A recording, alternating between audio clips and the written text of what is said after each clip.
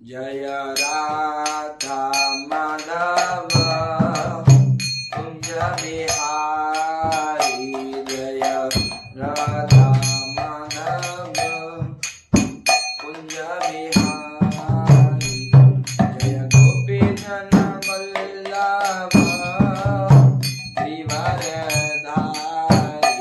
जय गोपी जन Vallabh श्रीवरधारी, Yashodanandan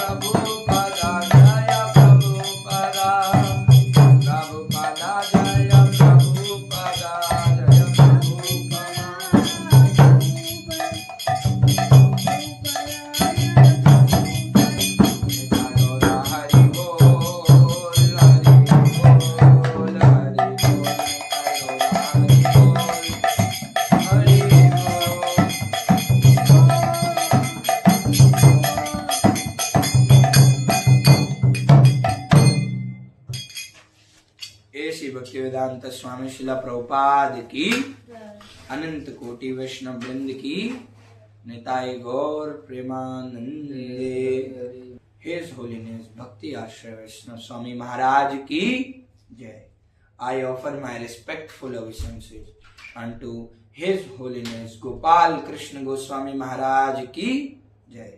I offer my respectful obeisances His Divine Grace ऐसी भक्ति वेदांत स्वामी शिला प्रभुपाद की जय। हरे कृष्णा। तो आज का जो टॉपिक है भक्ति क्या है, ये हमारा आज का टॉपिक है। इस टॉपिक पर हम कुछ मिनट चर्चा करेंगे। तो प्रभुपाद जी ने एक बहुत अच्छा उदाहरण दिया है अमरीश महाराज का। अमरीश महाराज नवदा भक्ति उनको तथा पूरा श्रवणम कीर्तनम विष्णु स्मरणम पाद सेवनम अर्चनम वंदनम दास्यम साख्यम आत्मनिवेदन। तो जो अमरीश महाराज हैं वो नवदा भक्ति के, वो अपने जीवन में पूरा नवदा भक्ति उतार चुके थे। ऐसे श्रीमद् भागवतम में 9वें स्कंद में 4थे अध्याय में सवे मनः कृष्ण पदार विंदयो। तो हमारा जो मन है उसको हमें भगवान श्री कृष्ण में के चरण कमलों में लगाना है। सवे मनः कृष्ण पदार विंदयो वाचांसी वैकुंठ गुणानुवर्धने। और जब भी हम लोग बोलते हैं, जब भी हम लोग बात करते हैं तो गोलोक वृंदावन वैकुंठ के बारे में बात करना चाहिए। क्या है, अमरीश महाराज हमेशा अपने मन को भगवान के चरण कमलों में लगा कर रखते थे। वैकुंठ है जिसके अंदर कोई कुंठा ना हो, जिसके अंदर कोई दुख ना हो। वैकुंठ, वैकुंठ का अर्थ है जिसके अंदर कोई कुंठा ना हो। जब अमरीश महाराज बोलते थे तो केवल वैकुंठ के बारे में बोलते थे। और अमरीश महाराज चलते थे तो अधिकतर अमरीश महाराज मंदिर के दर्शन करने के लिए, भगवान के दिव्य दर्शन करने के लिए जाते थे। और जो भी अमरीश महाराज प्रसाद लेते थे तो वो भगवान को भोग लगाकर ही प्रसाद लेते। तो भक्ति रसामृत सिंधु में भी एक बहुत अच्छा श्लोक आता है, सर्वपादे विनिर्मुक्तम तत्परत्वेन निर्मलम ऋषिकेन ऋषिकेश सर्वेनं भक्ति उच्यते। तो भक्ति रसामृत सिंधु में आता है सर्व पादिर विनिर्मुक्तम। हमारी जितनी भी इच्छाएं और हमारे कितनी भी भौतिक इच्छाएं हैं कि हमें ये करना है, वो करना है, इतने ऊपर पोस्ट पे जाना है, जितनी भी अंदर से हमारा सर्व पादिर विनिर्मुक्तम तत्परत्वेन निर्मलम, सर्व पादियों को विनिर्मुक्त नष्ट करके तत्परत्वेन निर्मलम, भगवान कहते हैं कि मेरी शरण में आओ, मेरे बारे में चिंतन करो। तत्परत्वेन निर्मलम ऋषिकेन ऋषिकेश सर्वे भक्ति उच्यते। तो आपकी जो भक्ति है वो उच्च लेवल की हो जाएगी, बढ़ जाएगी। ऐसे क्या कहते हैं, यह शरीर हमारा नहीं है। यह शरीर हमारा इसलिए नहीं है कि अगर कोई व्यक्ति आपको एक रूम रेंट पे देता है, जैसे मैं हूं, अगर मैं किसी के यहाँ जाऊंगा तो मैं रूम रेंट पे लूंगा तो वो रूम थोड़ी ना हमारा हो जाएगा, हम तो एक किराएदार हैं। ऐसे ही भगवान ने हमें ये जो शरीर दिया है वो किराए का शरीर है। किराएदार कब चला जाएगा कोई पता थोड़ी ना है कि हम कब इस भौतिक संसार से चले जाएं। तो और ये भौतिक संसार क्या है, दुखालयम शाश्वतम। इसमें सुख ढूंढते हैं लोग कि हमें सुख प्राप्त हो जाए, ये दुखालयम शाश्वतम।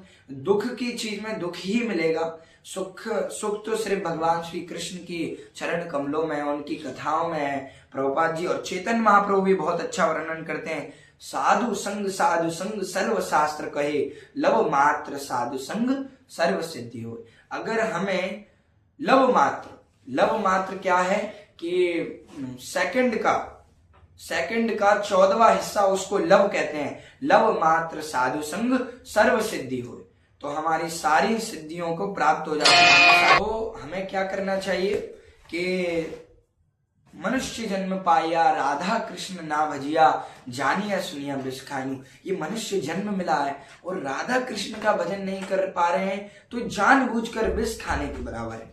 क्या कहते हैं, मलने मोचनम पुंसाम जल स्नानम दिने दिने सकृत गीतामृत स्नानम संसार मलनाशनम। ये जो हमारा शरीर है, मलने मोचनम पुंसाम, मल अर्थात गंदगी, मोचनम अर्थात साफ करना, मोचनम मलने मोचनम पुंसाम। पुंसाम का अर्थ ये है कोई अजीब व्यक्ति नहीं, जानवर नहीं, मनुष्य। जो मनुष्य अपने शरीर को प्रतिदिन साफ करता है, मलने मोचनम पुंसाम जल स्नानम दिने दिने, जल से प्रतिदिन स्नान करके अपना मल साफ करता है, दिने दिने सकृत गीता अमृत स्नानम। अगर कोई सकृत रूपी अमृत रूपी गीता भागवतम के जल से स्नान कर ले, संसार मलनाशनम, तो उसके सारे संसार के मल कष्ट नष्ट हो जाएंगे, नाश हो जाएंगे। ऐसे ये जो उदाहरण दिया साधु संग, तो साधुओं का संग करना चाहिए। एक बार क्या हुआ, एक बहुत अच्छी स्टोरी है। हमें अपने जीवन में जो कुछ भी वस्तु का प्रयोग करना चाहिए उसे भगवान में पहले अर्पण करना चाहिए। एक बहुत अच्छा स्टोरी है, जयपुर के सबसे प्रसिद्ध चोर घाटम दास जी। वो क्या है कि बहुत प्रसिद्ध चोर थे, उनके दादा परदादा सब बहुत उच्च लेवल के चोर थे। तो वो चोरी करने के लिए एक जंगल में पेड़ के ऊपर बैठे हुए थे। एक साधु वहां से निकल रहे थे, तो उन्होंने सोचा कि अब मैं पूरे दिन से यहाँ बैठा हूँ, मुझे कोई चोरी नहीं कर पाया, मैं साधु को क्या चुराऊंगा, साधु के पास क्या है। विरक्त इंद्रियार्थेषु, वो विरक्त इंद्रियों से। साधु के पास गए, बोले थोड़ा उनको प्रणाम ही कर लेता हूँ। तो वो गए और साधु से बोला प्रणाम महात्मा जी। तो जो साधु महात्मा थे वो ये बोले आप क्या करते हो, तो बोले मैं चोरी करता हूँ। तो बोले तुम चोरी करते हो, तो साधु महात्मा से बोले हाँ, मेरे दादा परदादा सब पुश्तैनी चीज है, चोरी हमारी खानदानी चीज है, हम चोरी करते हैं। तो मैं भी, मेरा बच्चा है 5 साल का, मैं उसको ट्रेन कर रहा हूँ कि हाँ कैसे हम चोरी कर सकते हैं। तो साधु बोले अच्छा तुम चोरी छोड़ दो। बोले नहीं, ये तो हमारा पैतृक चीज है, हम कैसे छोड़ सकते हैं इसको, आप कुछ और बताइए, जो आप कहेंगे मैं उसका पालन करूंगा। तो साधु महात्मा ने क्या कहा, मेरी 4 बातें मान लो। तुम सत्य बोलोगे हमेशा? उन्होंने कहा, चोर थे घाटम दास जी ने कहा कि हाँ मैं प्रतिदिन सत्य, आज से ही सत्य बोलूंगा। और दूसरा, जो भी लगे कि आप सबसे पहले जो भी आप कमाओ, चोरी से किसी चीज से भी जो भी कमाओ उसको भगवान को अर्पण करना है। तो घाटम दास जी ने कहा, हाँ महात्मा जी, आज से जो भी मैं कमाऊंगा वो मैं भगवान को पहले अर्पण करूंगा, फिर अपने प्रयोग में लूंगा। और दूसरा, कहीं भी आपको मंदिर दिखे, मठ दिखे और साधु संत दिखे, तो जो भी काम आप कर रहे हो उस काम को छोड़ के उनको प्रणाम करो, उसके बाद अपना काम करना है। तो घाटम दास जी बोले, हाँ महाराज जी, आप मैं जहां भी जो भी मुझे अच्छे महंत साधु संत मंदिर मठ दिखेगा, मैं वहां कितना भी बड़ा काम होगा मैं उसको छोड़कर वहां प्रणाम करूंगा। सम्मान करना है। जो चौथा जो हम उन्हें बताया गया कि संत भक्तों का सम्मान करना है। कहीं भी आपको संत दिखें तो उनकी अवज्ञा नहीं करनी है, उनका सत्कार नहीं करना है, उनको सम्मान देना है। और अगर वो कहते हैं कि हमें भूख लगी है तो आपको अपने गृह में आकर उनको भोजन कराना है, इत्यादि वगैरह। तो वो बोले घाटम दास जी कि जी महाराज जी, मैं इन सब बातों का आपका ध्यान रखूंगा। अंदर में प्रणाम कर रहे थे और में आया कि यहाँ का जो राजा है वो राजा तो बहुत अमीर होते हैं, तो उनके पास घोड़ा था, एक काले कलर का घोड़ा, उस राज्य में सबसे महंगा घोड़ा था। बोले अगर मैं उसको अगर चुरा लूंगा और मैं अपने गुरुजी को गुरु दक्षिणा के उस पे उपलक्ष्य में मैं उसको दान करूंगा तो गुरुजी भी प्रसन्न होंगे। तो क्या हुआ, वो चले गए और द्वारपालों ने उनको रोका राज्य के द्वार पर। तो वो कहते हैं, द्वारपाल ने कहा कि तुम कौन हो? तो बोले मैं चोर हूं। तो द्वारपाल सोचते हैं, क्योंकि वो मंत्री मतलब एकदम सज धज के गए थे एकदम, तो द्वारपाल बोलते हैं अरे ये कोई मंत्री होंगे, नए मंत्री होंगे, ये हमारे वो कर रहे होंगे, परीक्षा ले रहे होंगे, इन्हें जाने दो। तो वो चले गए। ऐसे ही वो जहाँ घोड़ा बांधते हैं, गाय बांधते हैं गौशाला में, तो ऐसे ही वो वहां गए और काले घोड़े को उठाकर लाए। तो द्वारपाल ने रोका कि तुम कहाँ लेके जा रहे हो? बोले मैं इसको चोरी करके ले जा रहा हूँ। तो उन्होंने फिर यही सोचा कि ये मंत्री हैं और ये हमारी परीक्षा ले रहे हैं, तो जाने दिया। ऐसे ही राजा साहब आए। कुछ देर बाद राजा साहब आए और उन्होंने कहा कि मेरा काला घोड़ा कहाँ गया? तो सिपाहियों से पूछा, द्वारपालों से पूछा, तो द्वारपाल बोलते हैं कि ये कोई मंत्री जी आए थे, वो कह रहे थे मैं चोर हूं और वो लेके चले गए। हमें लगा कि वो मंत्री है, हमारी परीक्षा ले रहे हैं, तो वो लेके चले गए। तो जहां घाटम दास जी वो घोड़े को चलाते हुए लेके गए, तो ये घाटम दास जी उसको तब लेके गए तो मंदिर बीच में आ गया, मठ बीच में आ गया। तो उतर के घोड़े को बगल में बांध के और प्रणाम करने लगे। इतने में राजा और राजा के सिपाही आ गए और राजा के सिपाहियों ने कहा तुम ये क्या लेके आए हो, क्यों लेके आए हो? हमारे राजा का घोड़ा है, तुम चोरी करके लाए हो। तो राजा साहब ने कहा कि आप स्पष्ट तरीके से बोल रहे थे, आप झूठ नहीं बोल रहे थे कि मैं चोर नहीं हूं और ऐसा ऐसा। तो राजा साहब को उन्होंने बताया कि मेरे जो गुरुदेव हैं, मैं उनको ये घोड़ा दान करना चाहता हूं और मेरे पास इतना धन नहीं है, लेकिन फिर भी उन्होंने मुझे 4 शिक्षाएं दी थी कि तुम्हें सत्य बोलना है, जहां भी वृंदावन, जहां भी आपको मठ मंदिर मिले वहां उतर के आपको प्रणाम करना है, साधु संतों की अवज्ञा नहीं करना है, और जो भी आप खाओ, जो भी वस्तु को आप लो, उसे भगवान को पहले अर्पण करना है। तो राजा साहब जो हैं, राजा जो थे वो बहुत प्रसन्न हो गए और चोर के घाटम दास जी के चरणों में गिर गए। बोले आप जैसा संत मैंने कहीं नहीं देखा। तो हमें क्या करना है? ये भक्ति रसामृत सिंधु में भी बहुत अच्छा वर्णन आता है, एन केन प्रकारेण मनः कृष्ण निवेशे। अपना कैसी भी कोई भी मन से कैसा भी मन हो उसे भगवान कृष्ण में लगाना है, उसे भगवान के चरण कमलों में लगाना है।